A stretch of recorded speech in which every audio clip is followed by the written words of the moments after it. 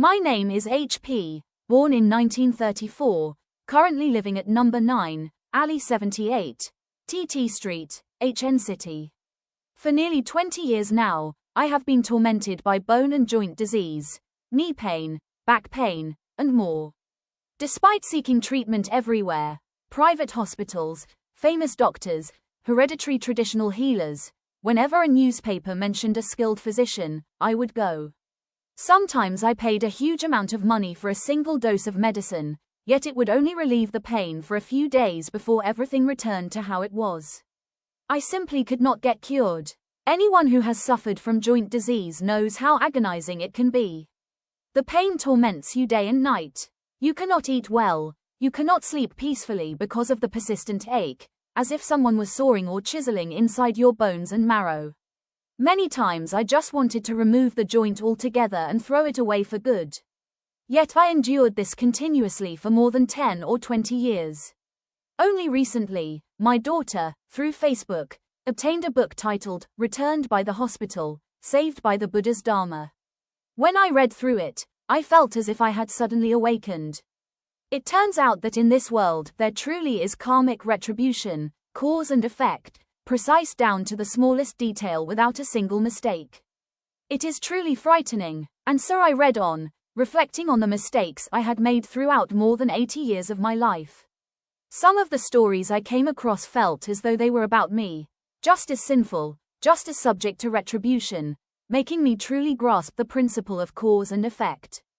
It sounds ordinary when you hear it, and at my age I have heard people talk about it countless times. But truly internalizing it is a different matter, so I began practicing the methods described in that book. The first step was repentance. One by one, I recalled the mistakes I had committed in the past. I had been pregnant 24 times, given birth to 9 children, had 2 miscarriages, and terminated 13 pregnancies.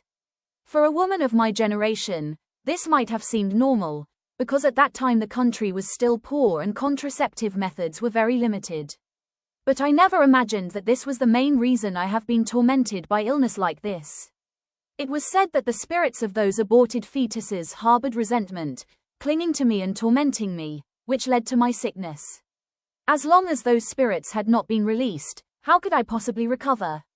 In the past, I followed the 4 Palaces spiritual practice and often performed spirit mediumship rituals, but nothing came of it.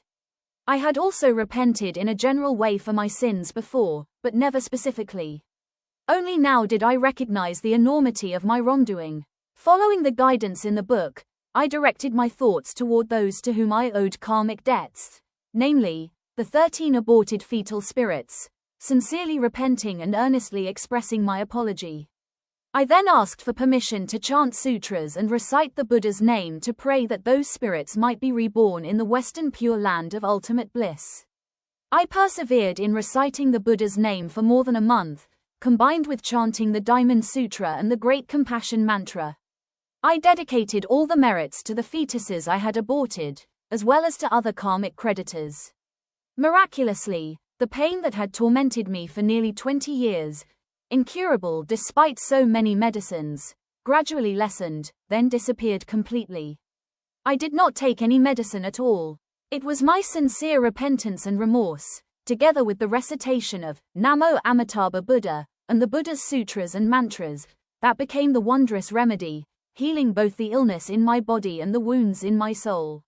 Then one night, after the illness had completely subsided, the pain suddenly returned. From my knees down, there was intense aching, and I could not sleep at all. I immediately examined myself, wondering whether there was still some sin I had not yet repented. After a while, I suddenly remembered. Oh no, there was still one wrongdoing I had overlooked. When I was young and our finances were difficult, fearing that my small children would lack nutrition, I used to catch toads, place them on a chopping board, cut off their legs, and cook them. I would throw away the rest of their bodies. In order to improve my children's meals, I had inflicted terror and suffering on many poor toads like that. Perhaps now that I had begun to feel remorse and cultivate spiritual practice, those toad karmic creditors had returned all at once to demand repayment. So I prayed to those toad repenting for the sin of killing and cutting off their legs, asking for their forgiveness. After that, I recited the Buddha's name to pray for their release, and the pain gradually subsided and then vanished. Now, I can walk normally and no longer suffer any pain. While many people younger than I am still experience aches during the biting cold of winter in northern province, I feel nothing at all. In fact, my health continues to improve. I often photocopy the book, returned by the hospital, saved by the Buddha's Dharma, and give copies to those who are seriously ill, confidently telling them, just follow its instructions, look at me.